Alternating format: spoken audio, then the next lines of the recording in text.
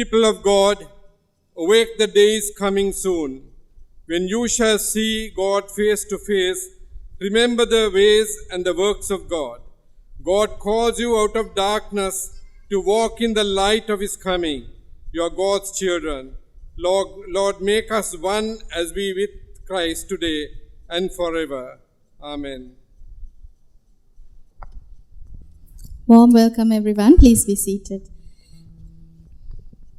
Before we start, shall we just bow our heads in prayer? I want to thank you, Father, that we are able to gather this evening as a family, Lord, to worship you. Father, we pray, Lord, for everyone here this evening. We pray, Father, that you would take all the problems that we have, whatever the situations that we are going through at this moment, Lord, and we will be able to forget about everything and just concentrate on you this evening. Father, we pray that you would touch each and everybody here this evening, from the smallest child to the most eldest person here, Lord. And Father, we pray for the songs that we would be singing this evening, the words that Father would be preaching this evening, the Bible reading, and every aspect of this service, Lord, that you would be praised through this, Lord, because we are all here not by accident, but because you have placed us here this evening. We pray for everyone coming in, Lord, that you would bring them safely, and once again pray, Father, that you would be present here this evening and that you would be truly worshipped and glorified. We welcome you here this evening, Father. We ask all this in your precious and mighty name. Amen. Shall we rise and sing the first two choruses? Welcome, Holy Spirit. Welcome, Holy Spirit.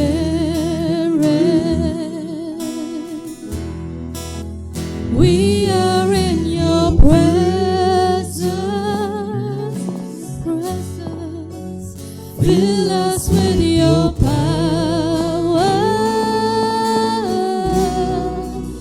Live inside of me. Welcome, Holy Spirit. Welcome, Holy Spirit.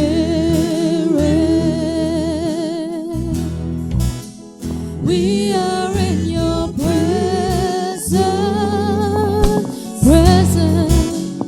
Fill us with your power. Live inside of me. You're the living water, never drying fountain, comforter and counselor. Take complete control. Welcome, Holy Spirit. We are in your presence. We are in your presence. Fill us with your power. Live inside of me. One more time, let's sing. Welcome, Holy Spirit. Welcome, Holy Spirit. We are in your presence. Fill us with your power. Live inside of me.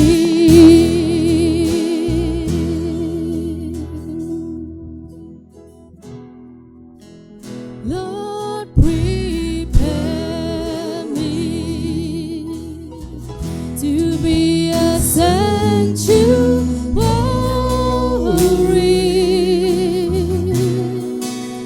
pure and holy, tried and true,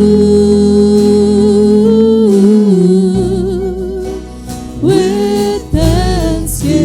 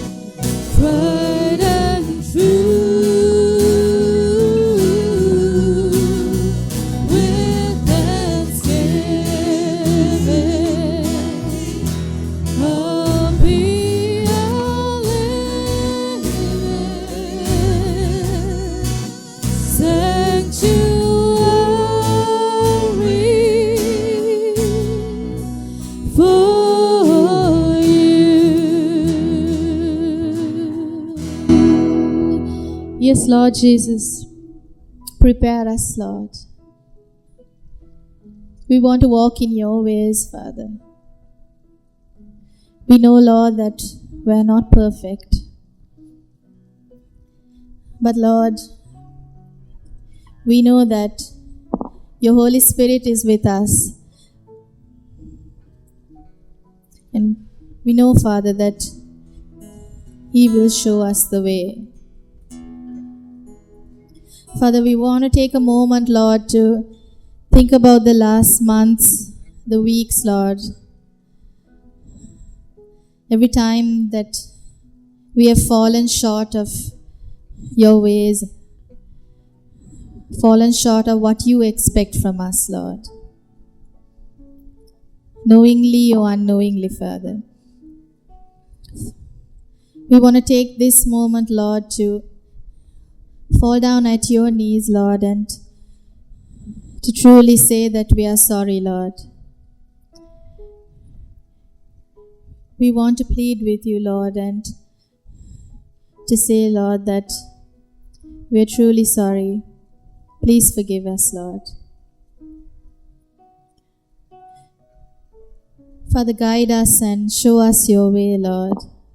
Help us to be better people in this world. You have placed us here for a reason, Lord. You know the plan that you have for us. Show us that plan. Show us why you have placed us here on this earth, Lord. Father, we pray, Lord, that you will guide us, Lord.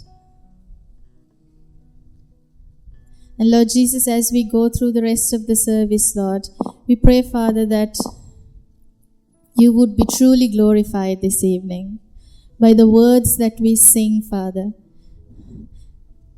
That you would be glorified by each and every single word, because they are not just words in a song, Father, but they have true meaning, Lord. And as we sing these words, Father, we pray that you would just be glorified, that you would be kept on that throne, Father, because you truly deserve it, Lord. You're the King of Kings and the Lord of Lords. And Father, as we sing the rest of the choruses, we just pray that you would be worshipped and glorified this evening. We ask all this in your precious and mighty name. Amen.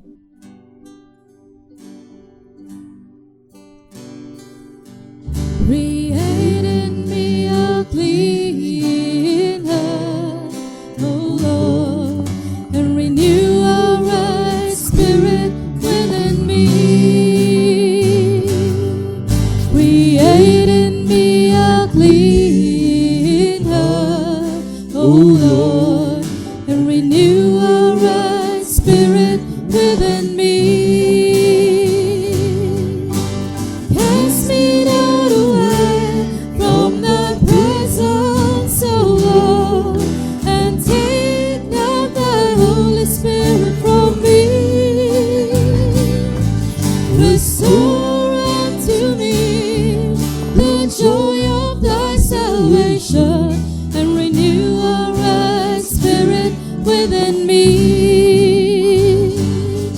Create in me a clean heart, O Lord, and renew a right spirit within me. Create in me a clean heart, O Lord, and renew a right spirit within me. Cast me not away from thy presence, O Lord, and take not thy Holy Spirit from me.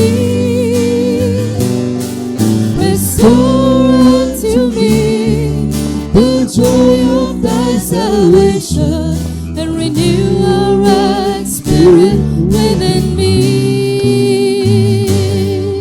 Restore unto me the joy of thy salvation, and renew a right spirit within me.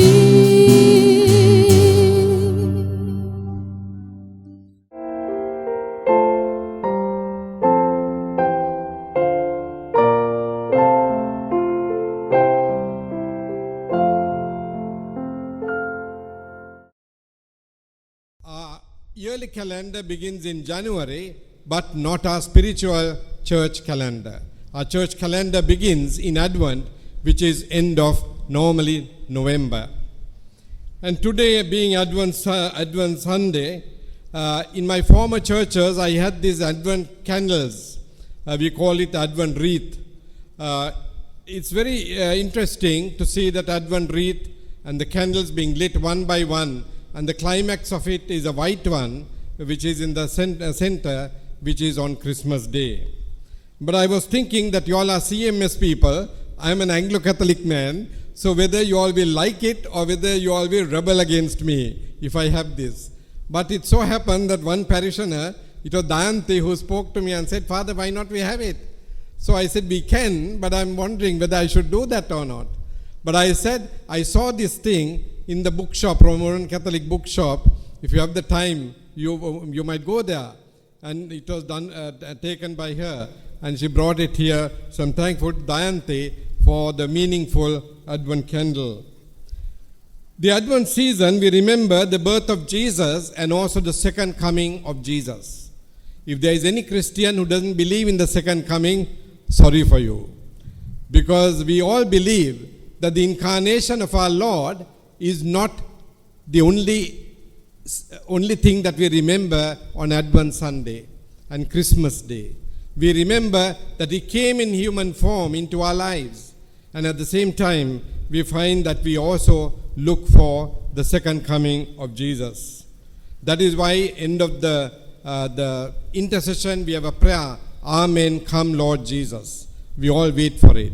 There are certain people, evangelists and pastors, who say, Lord is coming on this year, this month, this day, at this time. I don't believe in that. Because the Lord has never told anybody when He is coming back, but He will be coming. The season was known as a penitential season. Many years ago, perhaps when I was a young clergyman, the Lenten season and the Advent season were the same. Because Lenten season, no weddings, no tamashas, no parties. And it was a penitential season. And the same happened in November for Advent. The color was the same, mauve, and then we used to have Lenten season also mauve, and Advent season also mauve. But we need to remember that the Word of God never changes. The Word of God is the same yesterday, today, and forever. Nobody can change the Bible. The Word of God never changes. But the theology of the Word of God, a theology of the spiritual meaning, and also our doctrines do change every time. Maybe every hour, maybe every year, every month, it changes. That is what you learn at Theological College, Pilimatalava. But we are told as students, don't bring what you study there, the doctrines, into the person on the pew. Then they are not interested in that. What are you interested on a Sunday morning or evening? You are interested in a portion of Scripture and how it relates to you in your day-to-day lives. So we find that this penitential season continued for a long period of time. And then it so happened that the Church of England and also the scholars and Bible scholars, they felt that it should not be a penitential season, not a sad season. It's a season for hope. And they changed it from mauve to light blue. Now I found that yesterday we had the altar cloth blue, and we have the pulpit frontal is also the same color, but there were no stores blue. That means we have not followed the latest doctrine. So this is my personal set that I have, and we are using that. But when we began, I found it very difficult to change from mauve to blue. I still remember I was Archdeacon of Colombo, and I told Bishop Dulip, I'm an old-fashioned fellow, and I prefer to move with purple, and I don't want to change to light blue. So he asked me the question, why? I said, no, we are used to, every year we are used to a penitential season, and therefore color is mauve. That is what we have been taught, and we continue with it. He said, if it doesn't permit you in your conscience, please, you continue with that. But it so happened that one day I met one of my students, he was my one of the first students that I groomed for priesthood. When I told him about it, he's a very silent man. He thought for a little while and he said, "I'd like to share with you something. I hope you take it in the right spirit." I said, "Yes. Gurus have to learn from students and students have to learn from gurus." And I told him, "This is a problem I have. I prefer to go with purple." Then he told me, "Father, can you look up? What do you see up? The sky. What color is the sky? Blue. What do you mean by that?" There is a symbol of hope. So we need to understand this blue. Some churches have dark blue, that's not the color, light blue. The season of Advent today is the season of hope. Hoping for the incarnation, hoping for the second coming of Jesus. We find that one of the most interesting things that I read in God's word is John the Baptist. Now we find that he comes to prepare the way for the Lord. If you turn to Mark chapter 1 verse 2, it says, "Look, I am sending you my messenger before you, and he will prepare your way. He is a voice shouting in the wilderness, prepare a path for him. For the Lord's coming, make a straight road for him." We find that before Jesus was coming, John the Baptist was sent here. But I'm sure you agree with me that Jesus never baptized anybody in his ministry. It is John the Baptist who baptized people who embraced the Christian faith, and also it was the disciples who baptized, not Jesus. So we find that we need to see the significance of Advent Sunday. We find that there are 4 Sundays that we need to reflect on. The first is, first Sunday, looking forward to the second coming of Christ, we need to be prepared. Be prepared. If you have been a Girl Guide, you know it better, because you find that the motto is be prepared. Be prepared to face anything. You need to understand that we need to be prepared for what the Lord is doing through our lives. The second Sunday, preaching of John the Baptist, who prepared the way for our Lord. And his ministry was a ministry of repentance. Absolutely repentance. Third Sunday, the joy associated with the coming of the Savior. And the fourth Sunday is incarnation, birth of Jesus. Joy is a very good Christian virtue. It is because of the joy that you have in your life, you find that you are happy. And if you are happy, you make others happy.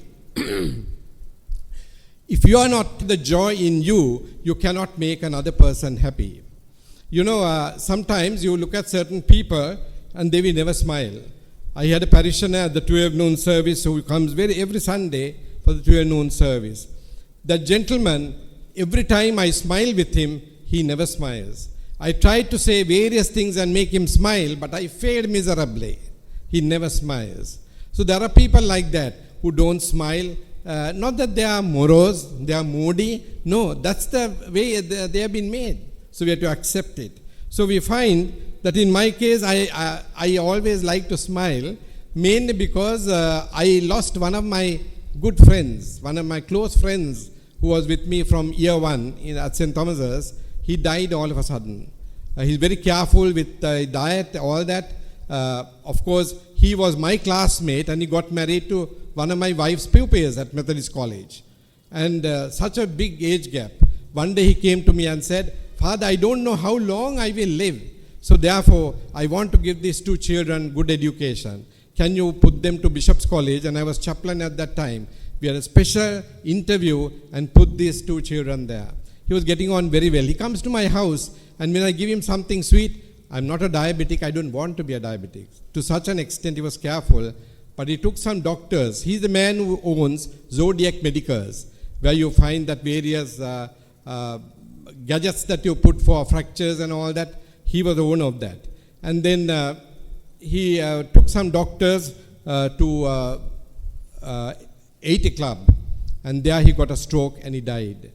When I met some of my my students, my batchmates as you call it, they told me, "Father, that smile you had in school, you still have a smile, no?" I have a nickname for that, but I'm not going to tell you the nickname. So you may call me by that nickname.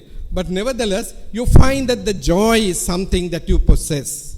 The joy that comes into you is something that you like to share with others. So I like that word joy because it is one of the fruits of the Spirit.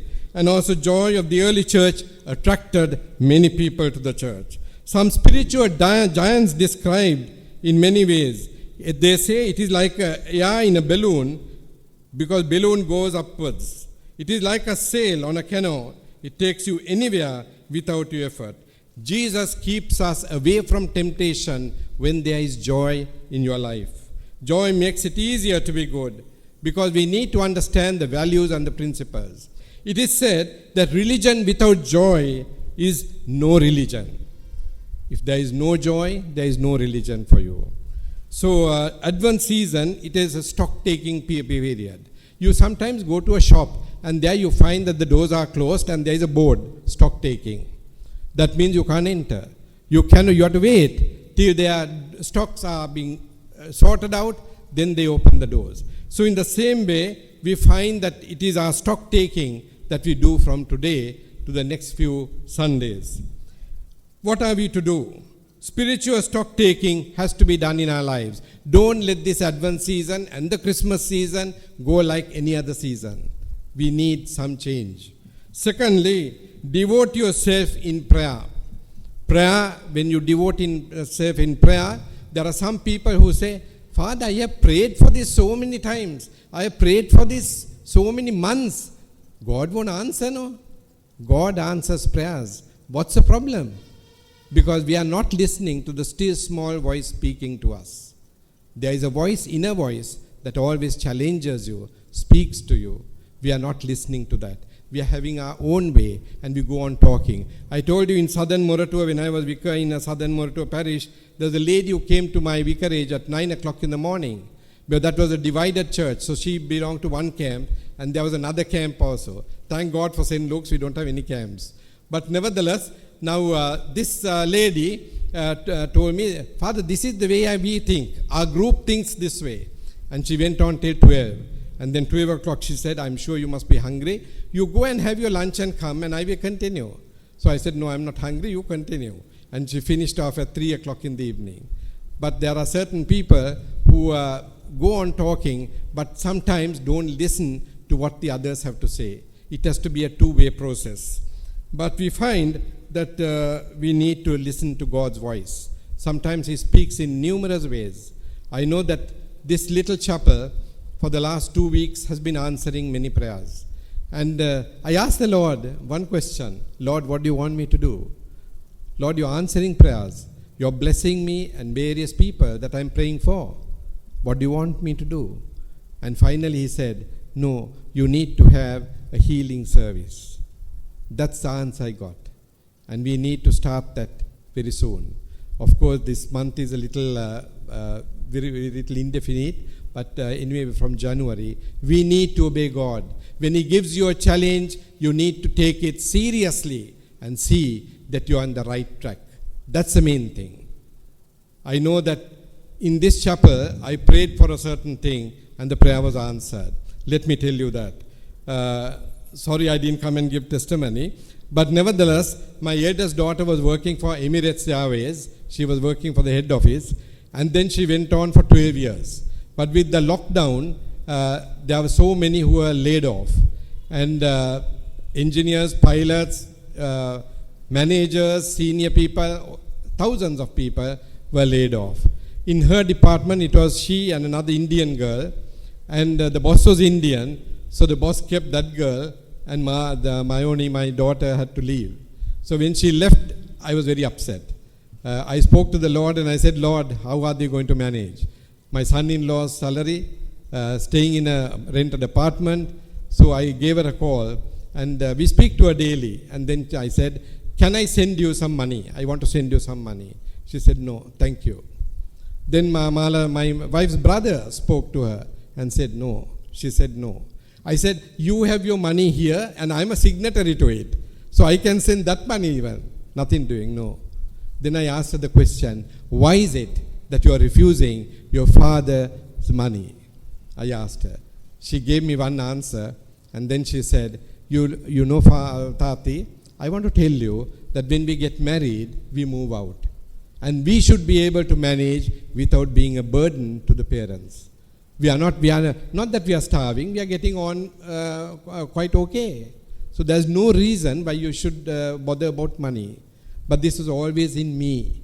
That how can I, now of course you can't send money also. There's another issue there. So big problem. But it so happened that she was taken to this Expo 2020 and she's now working there. That's only till March. Now in the chapel, I'm praying, Lord, what happens to her after March? And now I'm appealing to God. Then there was an answer. There was a voice that spoke to me and said, don't worry, she's going back to Emirates. I thought it will never happen. Then I said, I knew that it can never happen. They lay off certain people and just 1 or 2 people to take back again is mysterious. But 2 days' time, she gives a call and says, Ammi, I have been asked to come back to Emirates and I've agreed to go back. Now from last Wednesday, she's working there. What happened was, I listened to the voice of God. Many of us don't do that. We go on chatting. We like to jabber and jabber and jabber, never ending. But where has God got a chance of saying what He wants to say? We need to be silent and allow Him to speak to us. So thirdly, spend time with the Word of God.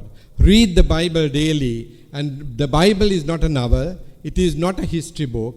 But it is a book that reveals God's intervention every time. And when you read God's passage, just give it a time and say, Lord, what is it that you are speaking to me through this Bible, through this passage?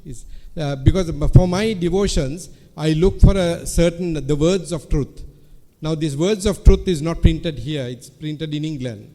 And when I was at St. Micah's, I had no problem because Dr. Philin Peris, some of you may know, Dr. Philin Peris, who is she is supposed to be the patron of Bishop's College. She used to give me this book every time. But last month, the book was missing, so I could not follow. But yesterday when I came home after the council, I saw the books this month's book. Now this book is a fascinating book. It helps you immediately to get into a mode of worship and meditation. And there you begin to see how the Lord is working. If you are satisfied with God, if you are speaking to God, remember that you need to grow in Christ. Don't be satisfied just because you come to church. You are coming to church, receiving the sacrament and going back, that is not good. Just because you are sleeping in a garage does not mean that you turn into a car. No, it doesn't happen like that. But in the same way, just because you enter this place and you receive God's communion and then you go back listening to God's word, that is also not good. Because there should be some change in you. There should be something that you take and go away. Growing in spirituality is very necessary. I know that sometimes our lives can change. I know that when I was at St. Thomas's, I was one of the most difficult people to manage. I know that. Because after I got ordained and I go back to St. Thomas's for a SCM program, and I met my geography master and he asked me, he called me CB, what are you doing? Where are you working? I'm a priest. You a priest? If you say so, I will believe. He never believed. But there was a lot of change that took place in my own life.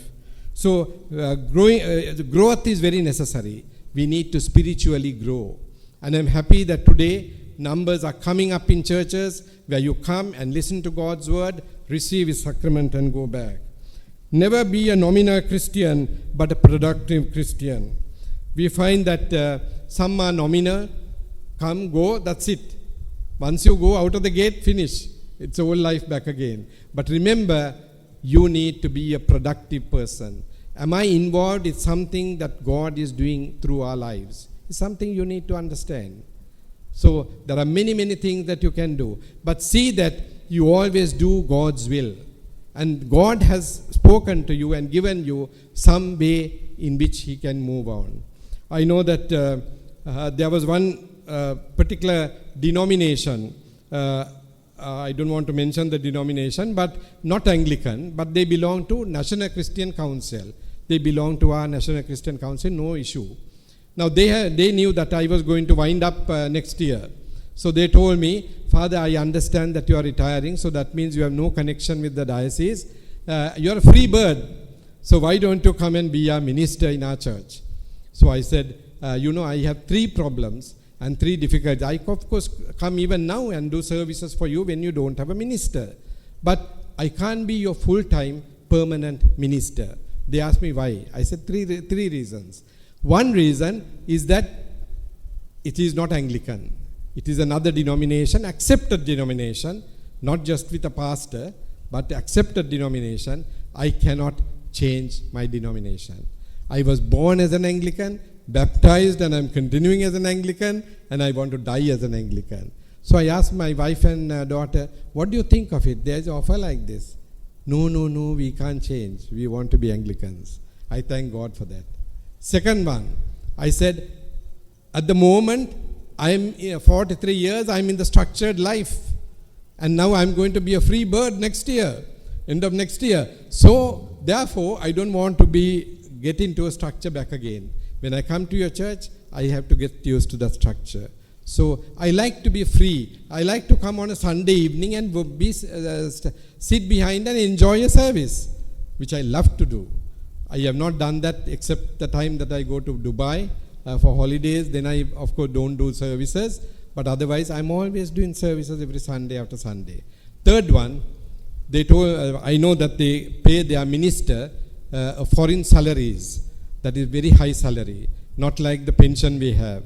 But I told them I'm not agreeable to that. Because you find that you go behind money, you are greedy for money, that's a failure that a minister will ever have. If God looked after me all these 43 years, He's going to look after me ever after. So I'm not going to be involved. There's no reason for me to go like that. Of course, if I wanted money, I would have straight away jumped up and gone. No way. I said, I'm sorry. If you need my services on a Sunday, I will come, do the service and go back. But I can't be permanent minister in your church. Because sometimes temptation can come your way. And you get tempted and caught up in that and you can't get away. So that's a big, huge temptation we have. I know why God called me. I know that I do the best I can in any given situation. I may have my own weaknesses. I may have my own faults. I'm not a perfect man. But on the other hand, we need to realize that God places us in difficult situations to speak His word, to be obedient to Him, and also to be truthful to His word.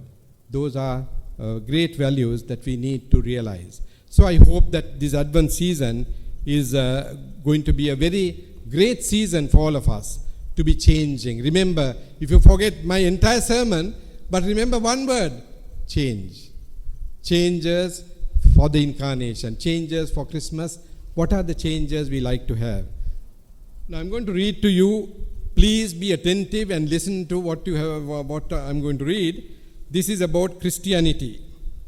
Now this little book, I know that so many clergy are eyeing this book. Why? Because it has 8,000 illustrations.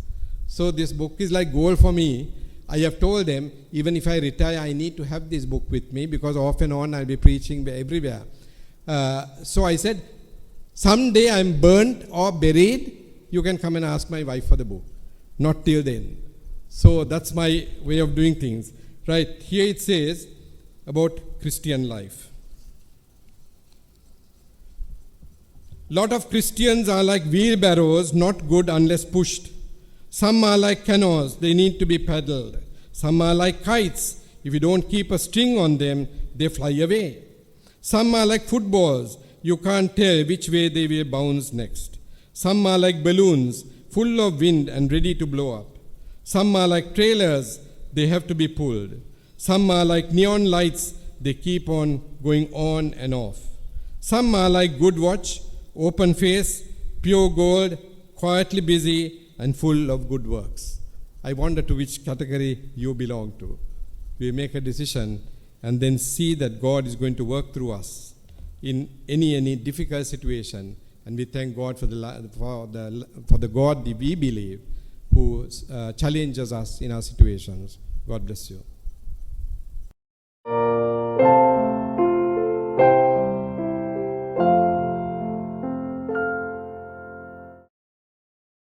And to God's gracious mercy and protection we commit you. The Lord bless you and keep you. The Lord make His face to shine upon you and be gracious unto you. The Lord lift up his countenance upon you and give you peace. And the blessing of God Almighty, the Father, the Son, and the Holy Spirit rest and abide with you this day and forevermore. Amen.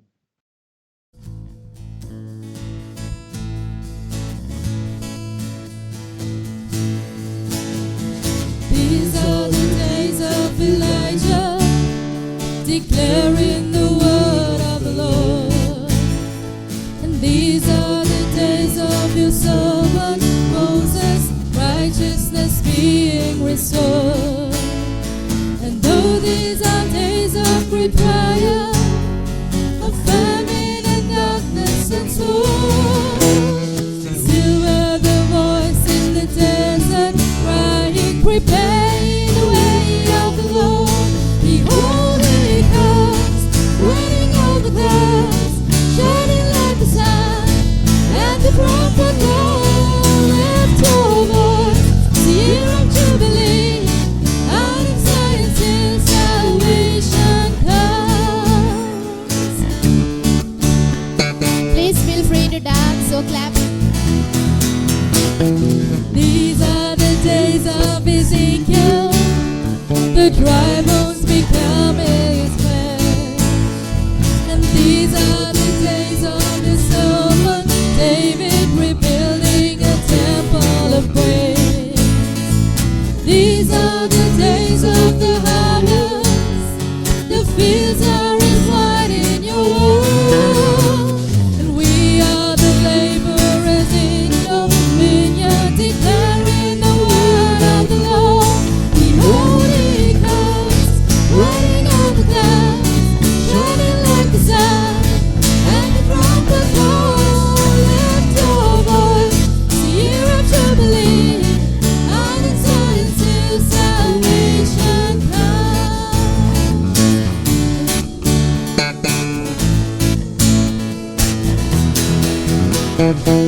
There's no God like Jehovah. There's no God like Jehovah.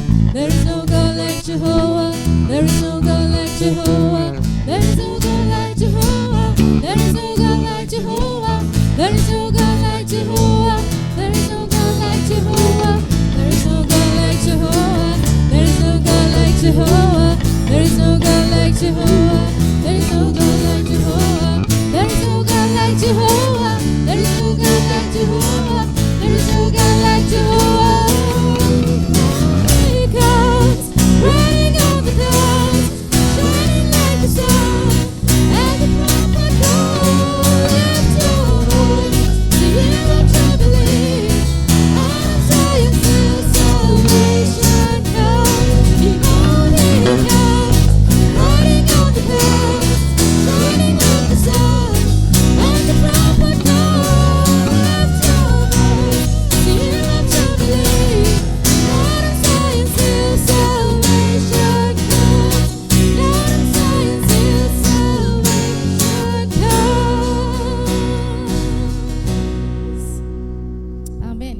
Good night. God bless you all and have a blessed week ahead.